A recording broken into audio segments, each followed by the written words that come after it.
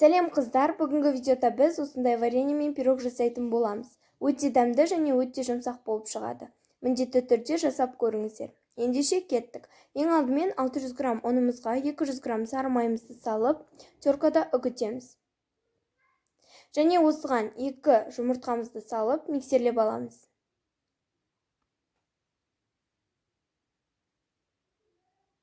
Миксерлегеннен кейін 1 чайный ложка разрыхительді қосып, жақсылап араластырамыз. Араластырғаннан кейін силиконовый тақтайшаға осылай жайып шығамыз, және оны 2 бөлікке бөлеміз. Бір бөлігін противенге осылай жақсылап жайып шығамыз.